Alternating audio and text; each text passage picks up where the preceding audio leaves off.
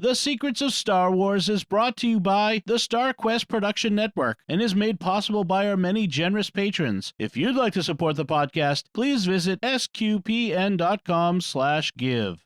Hey, this is Matt Landry, the voice of Anakin Skywalker in Star Wars The Clone Wars. You're listening to The Secrets of Star Wars. This is where the fun begins. You're listening to The Secrets of Star Wars, episode 180. Hello there. It's a power that Jedi have that lets them control people and make things float. Impressive. Every word in that sentence was wrong. Help me, Obi-Wan Kenobi. You're my only hope. This station is now the ultimate power in the universe. I find your lack of faith disturbing. It's against my programming to impersonate a deity. That's not how the Force works. Force is with me, and I am with the Force, and I fear nothing. Remember, the Force will be with you, always. Hey everyone, I'm Angela Sealana, and you're listening to The Secrets of Star Wars, where we talk about everything connected to that galaxy far, far away. From movies to books to TV shows and more, we are looking at the deeper themes and meanings found in Star Wars. Today, we are continuing to explore the Force and spirituality by taking a look at Force ghosts and the afterlife. On our crew tonight, we have the Datalorian, Patrick Mason. Hey, Patrick. Hey, Angela. How's it going? It's going good. And cruising on and around the corner here, we have the pod racer, Ryan Nafziger. Thanks for joining us, Ryan. It is good to be back. Well, speaking of things coming in, we have some breaking news, or I don't know how breaking this is, but in Star Wars news, we have some big personnel changes at Lucasfilm. So let's talk about that. First of all, we've got Dave Filoni revealing to Variety magazine that he is the Chief Creative Officer of Lucasfilm, which places him in the development process much earlier along and in a more expansive capacity than his previous advisory duties. So according to Variety, Filoni will now work more directly with Lucasfilm president Kathleen Kennedy and alongside Carrie Beck, a veteran producer turned head of development, to originate and shepherd the new generation, the next generation of Star Wars shows and movies. So Dave described his responsibilities as understanding the intent of the filmmakers and being a resource to them based on his mentorship under George Lucas and his years spent steering the Clone Wars, Rebels, and Ahsoka series. And of course, Kathleen Kennedy will continue leading the overall company as president of Lucasfilm. And Carrie Beck's new role will involve recruiting other storytellers into the Star Wars fold. So Dave Filoni is going to be more on a narrative level. All right, so I am curious if you guys think this will be, that we'll be able to see the changes on screen going forward. Are you excited about this?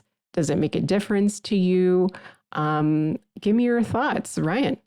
Well, it doesn't make a difference to me quite yet because I'm pretty sure that it hasn't really impacted anything. Mm-hmm. But, I mean, Dave's strung together multiple cohesive Star Wars shows that are pretty much all around loved by a good chunk of the fan base. So it's not as if he's a controversial Star Wars figure. I mean, true. There certainly have been more controversial Star Wars figures that have been elevated to high roles. So I'm sure he, with his experience in building a cohesive story that spans across multiple years, multiple shows, and multiple settings, will be a good fit for the team. And to be honest, I can't really think of anyone else who would do better in his particular situation, given his experience and what he's got. So that's a great thing, I think. It's a great thing to see him where he is now. Pat, what about you? Yeah, I think it's a good move. I think in a lot of ways, it's kind of felt like Star Wars has had sort of a disparity in some of its how it's gone about things and some of the stories it's told since Disney took the reins, and before it was sort of like Lucas was the binding element, right, in the center of it all. It sort of hasn't had that since then. You could say maybe Kathleen Kennedy, but the reality of it is she was in charge of all of Lucasfilm, and they do more than just Star Wars. So I like the fact that Filoni's going to be taking that role, and he's going to be kind of filling that gap and providing the sort of cohesive storytelling element. I think he's done a good job with his Filoni-verse portion of Star Wars. And I think, he had a great mentor in Lucas for Star Wars. And I think he had a great mentor / cohort with Favreau, who has done, amazing work within the MCU. So I think the concept of Star Wars being kind of a cohesive universe is very foremost in Filoni's mind. I think that's a very good thing for the future of Star Wars. Hopefully it'll pan out. We'll see. Haven't seen anything yet, obviously, but yeah. Right. Yeah, I agree. And also, it is great to hear that Carrie Beck is being recognized for her production work because, she's been working on all the series that we've been talking about on the podcast. And she's been one of the main producers. So it's great to see that, I wonder if this is Kathleen Kennedy saying, hey, maybe Carrie Beck would be a good person to sort of replace me down the line. You always got to think about that. So that's another thing I would sort of add there. But it's exciting times. We keep rolling along in multiple galaxies now, far, far away. So it'll be interesting. The one last thing I was going to say was this team, I think, will be able to produce better Star Wars movies than we have previously seen post Disney. It's like it's a stronger framework, I would say, right? Yeah. Yeah. Like, we've got a team that's like more from the heart of Star Wars in a way. Right. Like people from the previous era. Yeah. Absolutely. It's like a bridge. It's a good framework. Bridge into the worlds. Mm-hmm. Absolutely. Speaking of bridging the worlds. Yeah, cue that up there. That was good. Yeah. Totally didn't plan that. Yes. Well, I know what you were teeing up was totally that we want to thank the people that actually bridge everything for us, our patrons, to kind of make this show possible, right? That's what you wanted, Ryan? Yes. We're so grateful to our patrons, including Brock R., Nathan S., Joseph H., Jeff H., and Gretchen B. Thank you all so much. And if you want to help StarQuest continue our mission, please consider becoming a patron like them. You can do so at sqpn.com/give.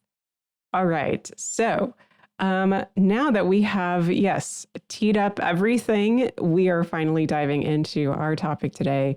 Our main topic, I should say, immersing ourselves in the world of Force Ghosts.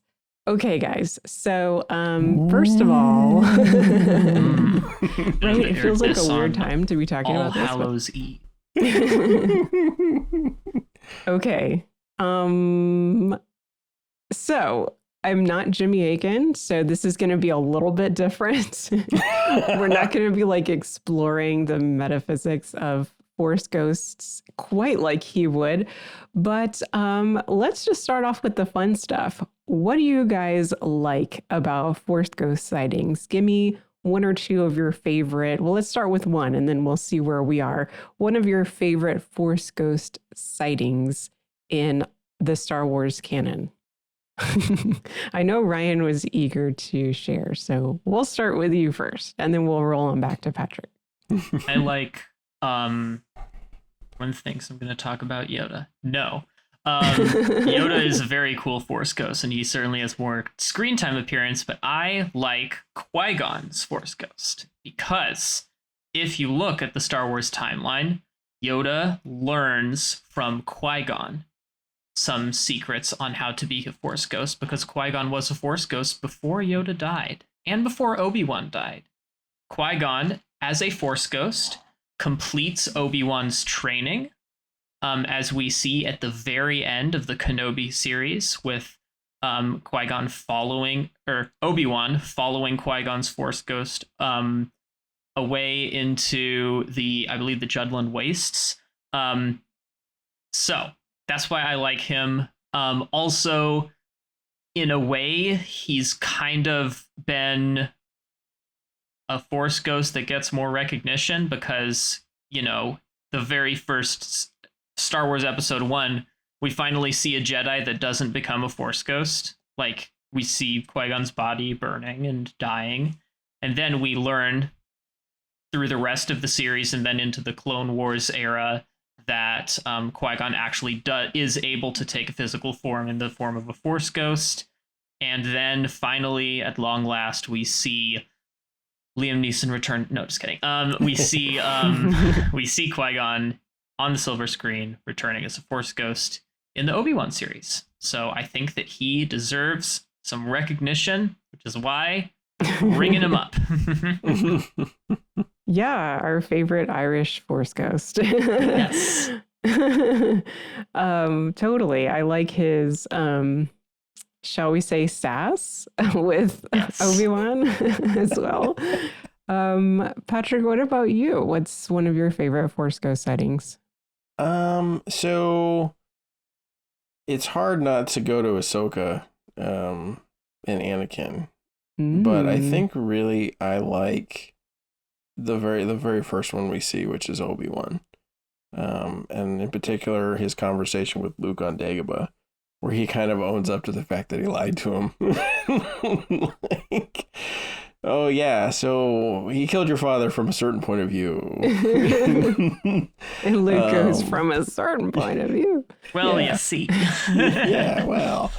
But I do like that him, you kind of get the sort of head, voice in the head thing in episode 4, but you really get to see Obi-Wan in episode 5, and you get the feeling like you're like what did he mean when he told Vader he was going to be more powerful than he could, ever imagine, or that he, like, that didn't make any sense. Like, and so you sort of get a feel for, okay, there's more to this. And it also kind of sets up this whole concept of an afterlife within the Force, especially I like it from a spiritual reason, because it firmly sets into motion the concept that there is not like a reincarnation cycle, which sort of Yoda's kind of philosophical explanation of the Force would seem to maybe push towards, right, that there is this sort of death and rebirth and life and decay. But, then you have Obi-Wan show up as a Force ghost, and you're like, okay, well, if it's a reincarnative cycle, then you can't have Force ghosts unless the Jedi are like totally breaking the cycle. And that doesn't seem very Jedi. So like, I like that from a spirituality perspective, that it doesn't set up the concept of reincarnation, because I kind of like the concept that individuals are individuals in Star Wars. Like they they are who they are, and it's not just one in a chain kind of a deal. Yeah, I agree with that. I would say I would go with, since you guys have touched on the original trilogy and the prequel trilogy, and I guess, well, yeah, Obi-Wan series was technically like prequel, right? So I guess I'll go with sequel. When Rey is like frustrated and she's burning a bunch of stuff, and she gets her lightsaber and she starts to throw it into the fire, and then this arm just like pops out of the fire and catches it. And Luke comes out, Force Ghost Luke, and he's like, a Jedi's weapon deserves more respect. Mr. sticks his face into it the first time he sees it. Yeah. Yeah, we all know that was a retcon, but I mean, come on.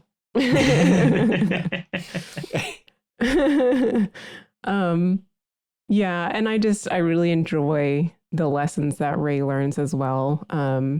it's cool to see. It was really cool watching the sequels to see that cycle of the teacher and the learner, right? Continue with the character that we saw as the learner and now as a teacher in Luke.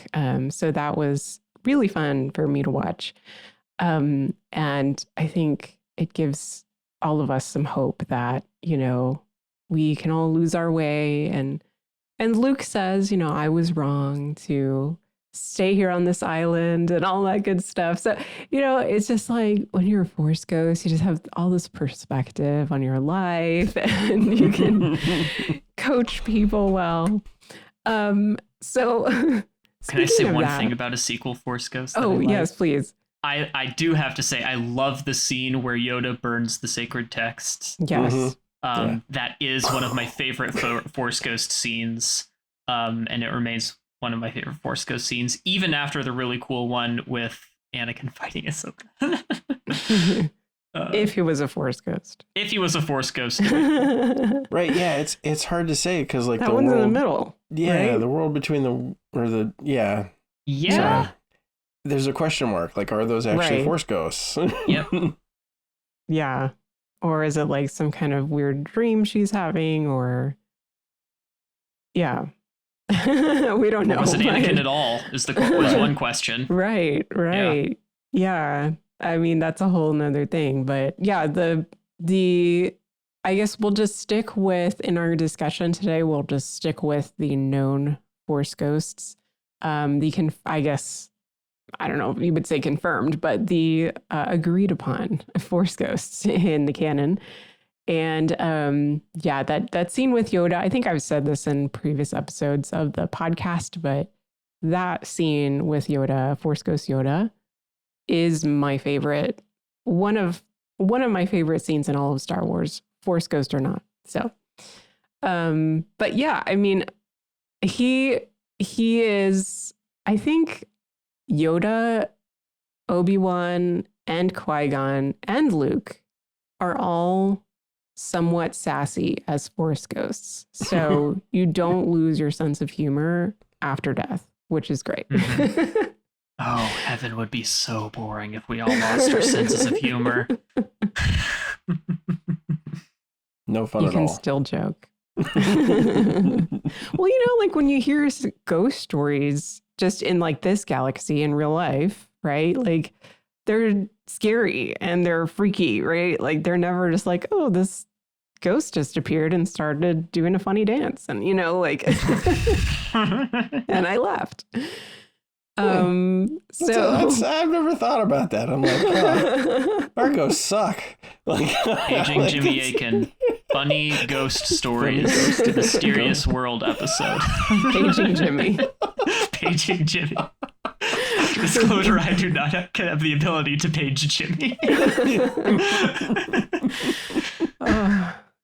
Yeah, well, that aside, that sad fact aside that our ghosts are no fun, at least we're in Star Wars for the time being. And Force ghosts are really, you know, they're fun, they're motivational, they chide all kinds of things. So let's talk about like what role do Force ghosts play in Star Wars, or multiple roles? I mean, I think I mentioned like coach or mentor. That would be a major one, right? What else can you think of besides that? I mean, is that basically the whole point of being a Force ghost, is that you can just continue to mentor people in the afterlife? I think there might be some sort of like power granting involved, I think. Because one thing we've been talking about a lot with Force Ghosts that we haven't considered is the Night Sisters and the ability for them to not to reanimate like dead bodies with past spirits. So I think that there might also be an element of like drawing on the power of past spirits who are of the Force to control things, to animate spirits. I mean, presumably in ways that you wouldn't even expect. I mean, heck, in the recent Ahsoka series, we saw stormtroopers reanimated. Like, they weren't Force ghosts, obviously, but in other Star Wars media, you see Force ghosts in play, so to speak, with granting people power among the Force witches. So I think there's something to be said for maybe a darker side of Force ghosts, sort of soul and like maybe not soul entrapment, but maybe sort of like a dark side reanimation, sort of a reanimation magic being wielded by these less good aligned wielders of the Force. Okay. Yeah, I'm thinking about it, and I think pretty much every time they show up, it seems to be in some sort of mentoring role. Because we have like the cadre that shows up at the end with Rey at the end of episode 9, but not so much mentoring as like support or almost fighting through and with her at the same time. I'm trying to pull analogs, and the best one I can get is sort of like the people who live in the paintings in Harry Potter. Like they're still like sort of reflections of the people they were, but mostly what they do is they're messengers effectively, is that they can do that kind of thing. But it's always been curious to my mind, like, what are they doing the rest of the time? Is it like, is there a Force couch and a Force television and some Force Cheetos? Like, is what does Cheeto? What does a I just wanted to take a moment to think about what do they do? Well, I think there wasn't. Oh, I was gonna say. Yeah. I was gonna say. I think there was some discussion way back in a late Clone Wars episode with Yoda that bigger Clone Wars fans than I am will remember like the exact episode, probably by name.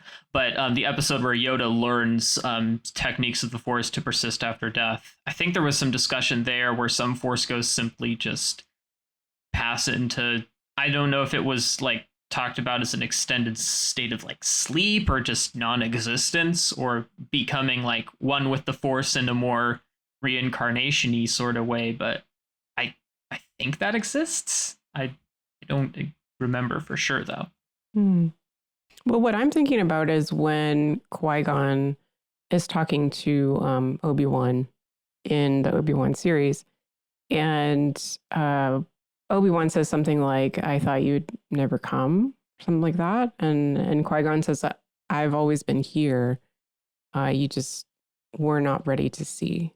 So maybe they just kind of walk alongside, almost like, guardian angels, maybe. But then when the learner is ready to see them, then they are able to commune with them somehow. I don't know. I'm sure the rules are not quite as, set in stone as we would want them to be. Like, it's not a board game or anything, but yeah, it's not like a RPG mechanic. Yeah. It's interesting because you have most of I think the learners end up getting some mentoring, some chats with a Force ghost at some point. And with Ahsoka, we don't get that necessarily. We get the world between worlds encounter. And so I kind of wonder why they went that option with it, because they could theoretically have had Anakin's Force ghost show up like on her ship or at some other point in the story. And so I'm wondering why they went that direction with the storytelling, like why they thought they needed to bring her into the world between worlds to do that portion of the mentoring, and not do it with Anakin's Force ghost, because we know he has a Force ghost because he shows up at the end of episode 6, Return of the Jedi, which does leave some questions in my mind as to like, how did he figure out how to do that so quick? And it took Qui-Gon and Obi-Wan so long, but because he's the chosen one, Patrick. like that's the more I think about it, the more the more different that her portion of that story is. Yeah. What's interesting, speaking of like time and stuff, so you mentioned it took Qui-Gon a while to learn to like project his, I guess, his appearance. And he was, I wanted to say Force voice, but you saying like voice in the mind, like I was just like, oh, that's more like it. But I think it shows us that it does take quote unquote time for them to like learn or continue their training in the afterlife, at least for Qui-Gon, because I think it was, where was the first time that his voice kind of showed up? Was it to Yoda? Like when Yoda is just sort of, I think it's in the Clone Wars, where Yoda's like meditating and Qui-Gon is calling out to him, and he's like, asking Qui-Gon, is that you? And he says, he explains he's part of the living force. So there's like, he's saying that this is the way that he can communicate with him. And he sort of guides him with his voice in that episode arc when Yoda is learning about the Force, next level. So, to me, it just seems like something like time is experienced because they go through, at least he went through this process of learning after death. Does that make sense? Yeah. Yeah. But then at the same, well, go ahead. I was going to say, I was looking up the whole difference between Qui-Gon who learned and others who didn't seem to learn. And it looks like as early as the episode Attack of the Clones, so Star Wars Episode 2, Qui-Gon was speaking as a disembodied voice. That's right. I was not able to pinpoint like when that happened because it's listed on Wikipedia, but it doesn't cite like timestamps when this even happened. So I don't even remember when this happened. It's like soon after his death, isn't it? Well, he doesn't die in episode 2. He dies like at the very end of episode 1. Well, so yeah. I don't even remember when it happened in episode 2. I know it happens in Clone Wars. There's like 6 episodes where Qui-Gon shows up as a disembodied voice in Clone Wars and on the Mortis planet, but I don't remember anything in episode 2 just off the top of my head when he shows up as a voice. Okay. Well, anybody who's watching the movie right now and also listening to the podcast at the same time, please email us. StarWars@sqpn.com. Yeah, but this whole time thing, it's like, it's interesting because they must go through this training or whatnot, but they also, I guess, can't see the future because when you look at the original trilogy and you look at Obi-Wan and Yoda trying to get Luke to not go so soon to encounter Vader, and they want him to finish his training, be patient and all that. They say stuff like only a fully trained Jedi with the Force as an ally will conquer Vader and the Emperor. So clearly they cannot actually see into the future or like be present to the future, kind of like, God is in the Christian, understanding of, or the Catholic understanding of God, that God is like always in across time. So like there is no time for God, and God just sees all at the same time, quote unquote. So that's interesting too, right? Right. Like how do they get their information? Like, do they pick up a couple people that they hover over, or around, or, because it's not a physical being. So are they like the angels? Do they just get what they need to know from the Force from the living force, from how does that work? It just raises further questions. One thing it reminds me of is whenever we see Jedi meditating, where they have visions and they're imperfect visions. I'd have to rewatch episode 5 to confirm this. But it does seem, was it 6?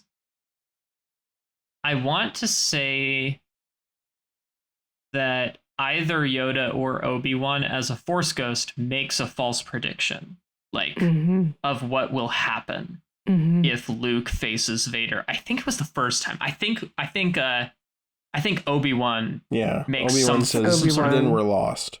Or then we are truly the Emperor lost. has already won. Yeah, but it makes me wonder if he saw that as a vision, or if he's just making predictions with the knowledge that he has and the presuppositions that he has assumingly in death, otherwise he would just say, oh, well, you see, Luke, you can just go ahead and try and face Vader and just say goodbye to your whatever right arm or right hand, whichever hand we lost, right or left, you tell me. What's his lightsaber arm, right? So that's lightsaber right, yeah that'd be is right. It's his right. Yes. It's always the lightsaber arm, the blaster arm. That's the arm that gets cut off. Yep. Naturally. No, for Anakin, it's right. Yeah. Well, it's like this other thing about they can't. It's weird because Obi-Wan says he cannot interfere if Luke faces Vader alone or faces Vader early, I guess. But then at the same time, Luke catches the lightsaber and Yoda brings down the lightning, which causes the fire. So it's how they interfere or interact with the natural world and what the limits are on that are not completely clear to me. And I don't know if you guys can bring some more clarity to that. I mean, it seems like there's a very real interference in the fight between Rey and the Emperor at the very end. And so that's I don't know, 100 Force Ghosts, who knows, right? She makes the claim that she's all of the Jedi, right? And it's interesting to me that obviously they can interfere then, but they can't interfere, Obi-Wan can't interfere with Luke fighting Vader on Bespin.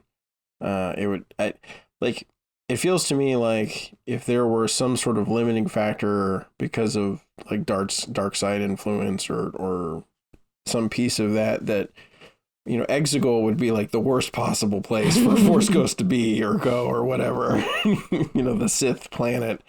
And yet they all kind of are able to show up there.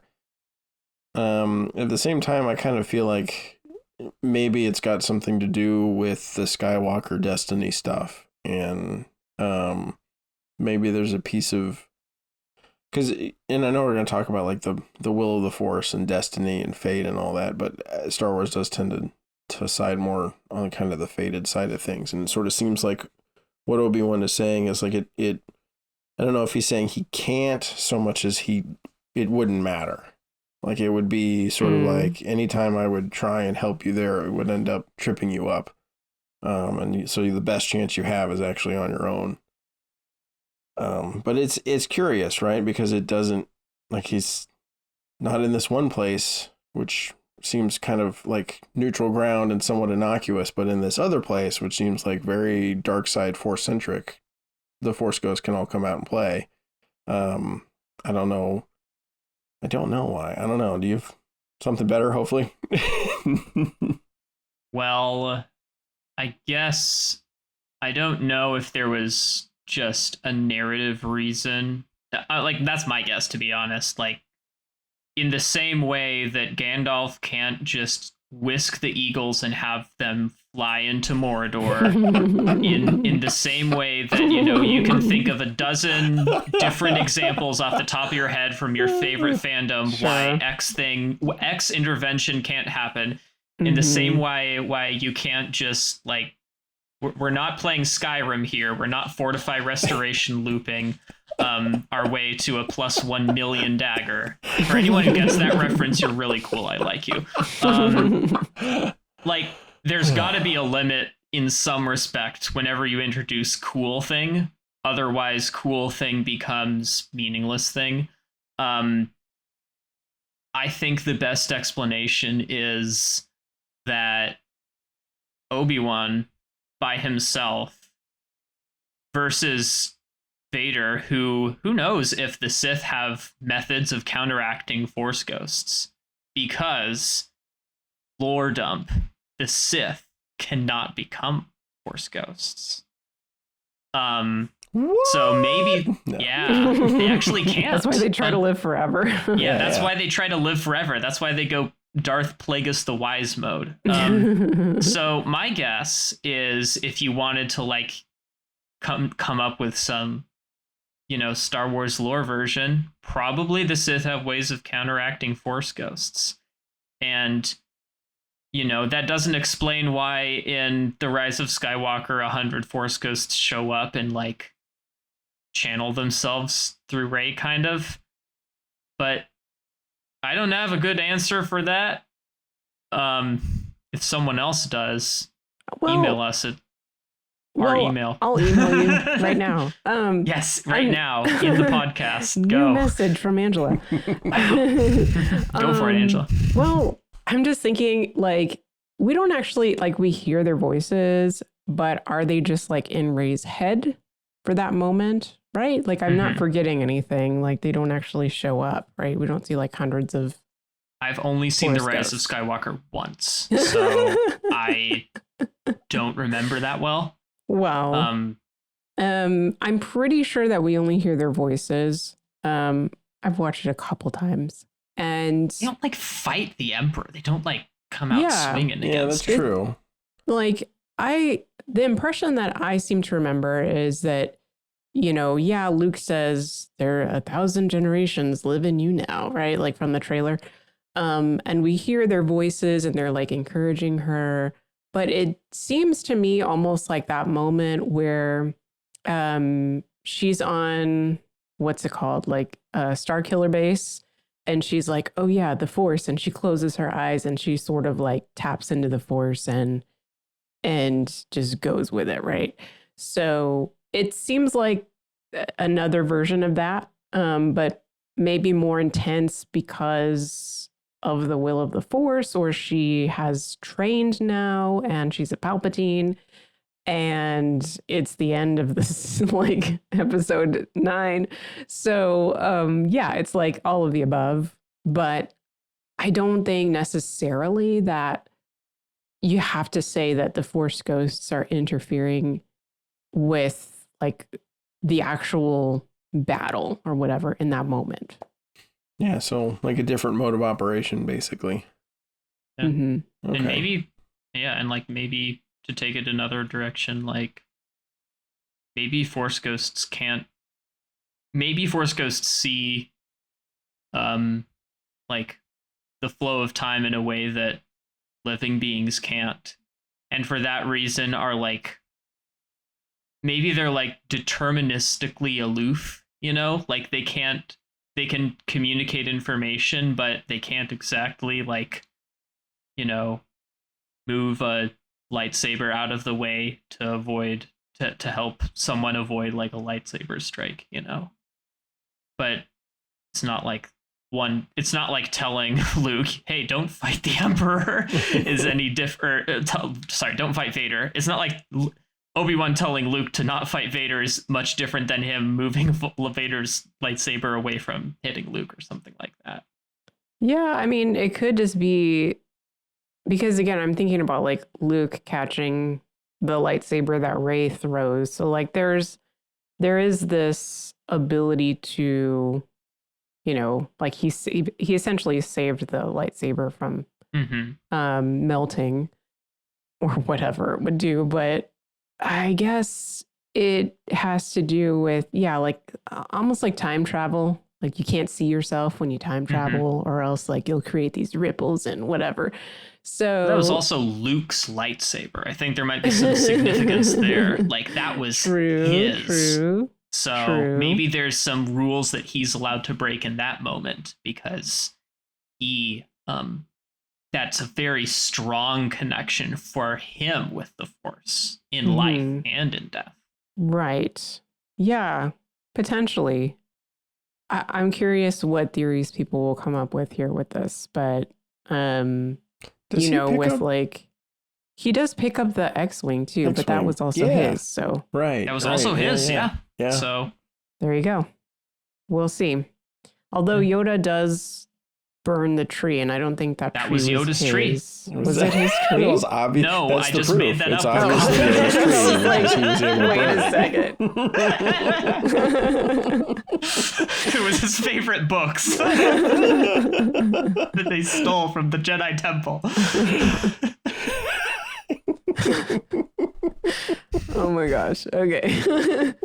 Okay, so they can interact with the natural world, but maybe they can't affect like people's destiny or something, or however you would say it, So yeah. So I mean, let's get into then the aspect of, so we have these like limited, Force ghost sightings or whatever that we're talking about, but we've also like been exposed overall in Star Wars to like a lot of different cultures in Star Wars that have different, I would guess, different opinions about the afterlife. Are there any that you can think of that we've been sort of told, potentially maybe not like the afterlife, but maybe like how the Force interacts with us or our ancestors, or I don't know, like, do any of those things come to mind? Just bringing in the afterlife a little bit more into the discussion here. The Dathomirians. Okay. Like that's a massive one. They seem to almost have a form of ancestor worship in a way. Or at the very least something akin to like relics. I mean, Morgan Elsbeth receives the Sword of Talsund, who was dead at this time. Presumably either that was her sword that she wielded at some point, or it's like a spirit blade. So I think that like the way the Dathomirians think about the Force and death and life all are much, much different than how the Jedi think about the Force and death. They see it a bit more of a coming and going sort of way. Yeah, I'm thinking of so we don't see very many funerary rituals in Star Wars. We don't see them talking too much about death in general. In the sort of like what comes next. The one we really get in full plain view is the one in Andor, because it's the central piece of an entire episode, and it's Andor's mother. And so there is very much a feeling of continuance of, they get cremated and turned into a brick and then put in as part of the city. So they literally become part of the city. And then they have their final kind of saying, and that becomes part of the city too, right? Their eulogy for themselves. Just kind of a neat concept, but it's, kind of embedded within their brick in the city. So there is this concept, it seems like, among some cultures, at least I'm not going to say imperialized, but maybe civilized, I don't know how to put it, that there is some sort of continuance on after death. And it is, kind of rooted in the physical world, but I'm going to guess it probably has spiritual significance as well. What it sort of reminds me of is conceptually, what I could see is if you had people, not necessarily Jedi or Sith, but just people who were Force users on a planet who, naturally very strong in the Force, use it for good over their whole lives and then discover a way to continue on somehow and become Force ghosts. And then the next practitioner of the village or the tribe or the group, the continent, whatever it is, would be visited by them and they would become the next shaman. And that speaks to me very much of sort of the shamanistic practices, the sort of the spirit, the person who talks with the spirit, who lives a very different life, who has a very aesthetic lifestyle. They avoid certain foods and certain acts and certain things in order to make themselves presentable to the spirit world in order to interact with it. And that strikes me as very in tune with this concept that you could have a Force ghost come about, like outside of necessarily the Jedi, as just on a planet. But we don't see that. We haven't seen that sort of explored yet. And so I'm very curious because it to me, it feels very natural that Force ghosts would kind of show up outside of necessarily the Jedi. Yeah. So that's the thought that occurred to me on that one. Well, one other culture that comes to mind since I revisited Andor recently is the Aldani culture, because I remember that particular chieftain that meets with the officer on the night, I forgot what they call it, but the eye? The eye. During the eye, or right before the eye happens, that chieftain comes up and says, "Tell him our ghosts have strong hands and long memories." So obviously that gets mistranslated and that's part of the, plot. But that just tells us that the Donnie people have this tradition of ghosts, like this tradition of at least that kind of memory and passing on. And even if him saying our ghosts have, and by that meaning our memories, our people's memory collectively, there is this idea that, those things live on in some mysterious and powerful way. So it's interesting that we were talking about two instances of, death and the afterlife in this series that was said to be void of the Force, quote unquote. The least spiritual the least spiritual Star Wars episode, series. Yeah. Oh, I did also want to mention Star Wars Vision Season 2, Episode 3, where the children's parents are referenced as becoming stars. Which I don't think is a euphemism, given that particular race has a history of Force sensitivity. So there may be an even more immediate forms of sort of post-mortem Force manifestations that can exist. Yeah. I know Visions isn't canon, but I don't care. It's cool, That's exactly how I feel about Visions. I'm like, I don't care. It's cool. It's canon in my head. Only my head canon is canon. There are you do that, Ryan. There are whole sections of episode 2 that just didn't happen. You do you. At least in Star Wars. Well, I mean, just to kind of, we could go on and on. Is there anything that you want to say about the mechanics of Force ghosting and Afterlife, that you feel is important to the discussion? Because of course there's that whole arc we've been mentioning where Yoda learns sort of how to project himself and how to commune with the living after death. But is any of that, you think, particularly important to sort of discussing overall, what is being portrayed and communicated in or with Force ghosts in Star Wars. I think being a Force ghost always seems to be attached to goodness and the light side of the Force. That's something to keep in mind, you know. And not all Jedi can become Force ghosts, which probably means that only the most, use an anachronism, the most holy Jedi get to be Force ghosts, you know? They don't. Probably Jedi Master Krell isn't going to be a Force ghost, and that's a good thing, you know? Clone Wars fans will understand that. We hate him.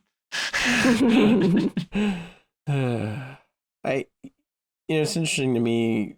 We think about, like, you know, our own sad, scary ghosts, and the theme around them is always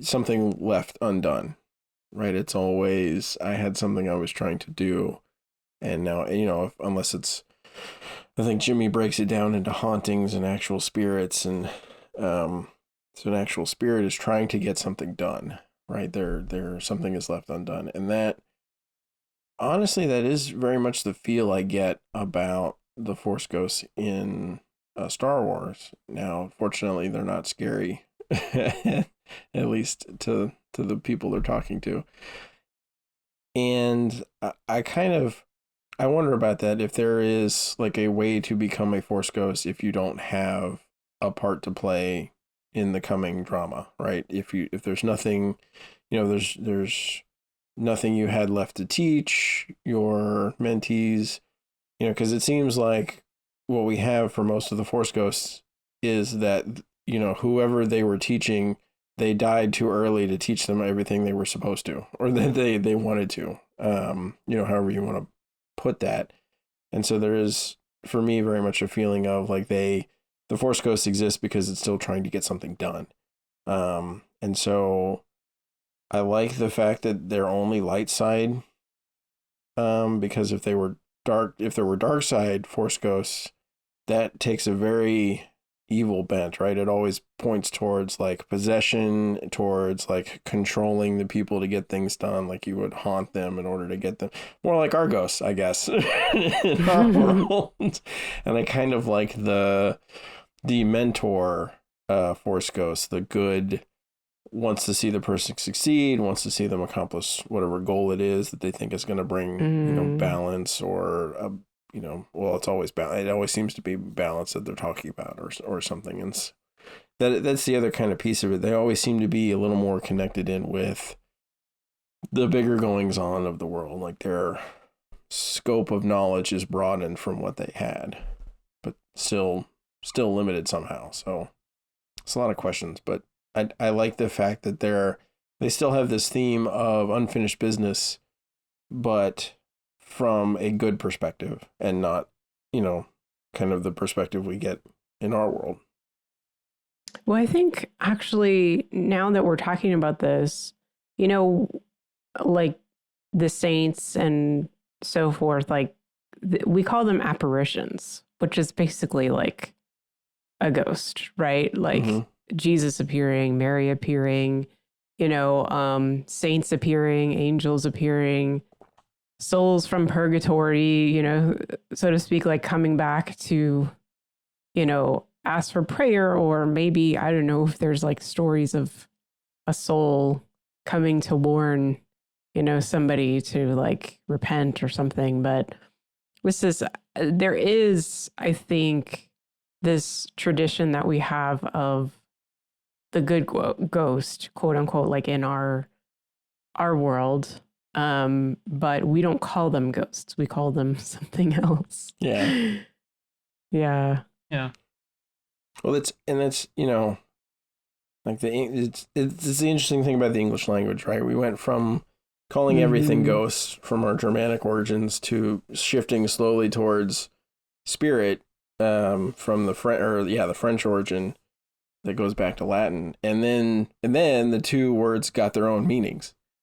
Because nowadays you say the word spirit, people think of one thing, and you say the word ghost and they think of another. but the two words used to be much more conflated. They were much more the same word. Sorry, I'm being an English nerd. Yeah, no, totally. Because I'm thinking of like there's still traditions that say the Holy Ghost, right? Holy Ghost, yep. Yeah. I'm trying to think of like, I mean, obviously Star Wars is not, there's no one for one, like with Force ghosts into modern, like a modern culture in the real world. But I'm trying to think of like the closest like real world example to what a Force ghost would like be in a culture that exists in the world today. I was trying to think of the closest analog. I think to be honest, like the Saints are pretty close. They're really close actually to like what the Star Wars concept of a Force ghost would be. With the only thing being like they're not like in communion with like one supreme god of the Force know of in Star Wars lore, and they seem to have fallible knowledge. So I can't really think of like I was thinking of like Shinto concepts of like ancestor worship, but that doesn't really have like a good analog to like manifestations. That doesn't seem to exist in like the Shinto belief. If someone knows more about that, I defer to someone who has more knowledge, but I couldn't think of, that would have been like the other closest one I could possibly have brought up. Well, something else to kind of throw in the mix here. Qui-Gon, when he is guiding Yoda in the Clone Wars series, he says, I have been tasked with guiding you forward. So he is, literally bringing in the idea of the will of the Force, that there is a positive will of the Force that, okay, so-and-so, this is your mission, go do it. And we're going to have a whole episode on the will of the Force. Ooh. So stay tuned for that. But, but yeah, that, I think that would tie more into, at least from my understanding, that would tie more into like a Western Judeo-Christian God, right? Like, having one particular person receive one particular task, and this ghost like has a specific task as well. I'm sure that, there's folklore stories from all different, cultures with something similar. But yeah, there's that whole concept too. Force ghosts having a mission. Yeah, I think I would agree, because like I've been racking my brain on that one, and I think you're right. I don't think there's a better analog than the Saints. Simply from it's a really good one. Right. Like, because the vast majority of other religions or spiritual practices typically involve, with ancestors or with the dead, involve some kind of worship that goes along with it. So whether you're talking Shinto with the spirits or the elders in Confucianism, or the spirits of the dead when you're talking about Vodon or any of those, you're always kind of involving worship in the process. Worship and appeasement, right. You could say. Yeah. Yeah. And it's almost like the spirits are always ticked off. Like you've always got to make them happy.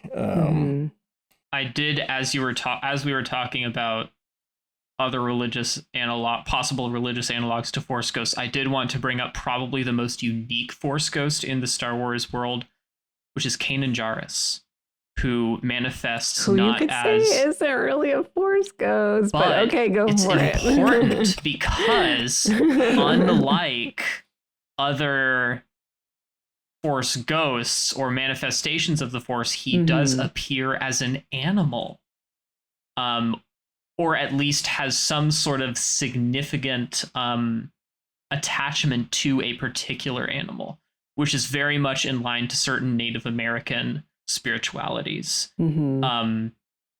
in the form of like a spirit guardian. It's not really like it's not a spirit one-to-one. guardian. It's not a one-to-one, but it is like kind of the closest analog if we're going to talk about like a really specific example. Also, I think the Kanan example is a really good way of showing how Force ghosts and even within Jedi are not always the same. So True. I wanted to bring that up just as a closing thought. Oh, okay. You're going to close on that note? All right. No, that's not what I meant. No, I just thought that was hilarious because I was like, we could have a whole debate on whether that's a Force ghost or not. Yeah, I'm going to drop a bomb and then like float away like a ghost. Okay, well, actually, ghost. You know what? On that note, I'm going to leave it there because you know what? I want to hear from everybody out there about what you guys think about Kanan Jarrus, whether he was actually a Force ghost in the form of Doom the Wolf, and what your opinion is about all these things that we've discussed. We want to thank those who have chimed in on our YouTube channel about our discussion on the light side and the dark side. So shout out to usernames Mizzymod and Darth Loverboy turned loose. Now that's a name. Fantastic name. Now that's a real name. Oh. So that's his Force ghost name. That's a Force ghost you don't want after you. We don't want that. Yeah. Imagine meeting that. You blow up the Death Star, that shows up on Endor. So all of you who are listening, what reflections do you have about Force ghosts, the afterlife? Send us an email, starwars@sqpn.com, or you can find StarQuest on Facebook, facebook.com/StarQuestMedia. You can find our YouTube channel, StarQuest Media. And if you're on the app formerly known as Twitter, find us at SQPN. We also invite you to join us on Discord. We have over 800 folks who have joined the community there. You can go to sqpn.com/Discord to join our Discord server. And stay tuned here to the podcast for upcoming shows diving into the will of the Force, the wills, and the Chosen One, and so much more. So subscribe to Secrets of Star Wars in your favorite podcast app or on the YouTube channel for StarQuest Media. All our previous episodes can be found at sqpn.com/Star Wars. All right, so until next time, Patrick Mason, thanks for joining the party today. That was great. I love being here. And Ryan, thanks for joining us as well. Thank you. Once again, I am the one in the middle, the Bendu, Angela Sealana. Thank you for listening to the Secrets of Star Wars on StarQuest. Here's another show on the StarQuest Network you're sure to enjoy, The Catholics of Oz. Find it wherever fine podcasts are found or at sqpn.com/Oz.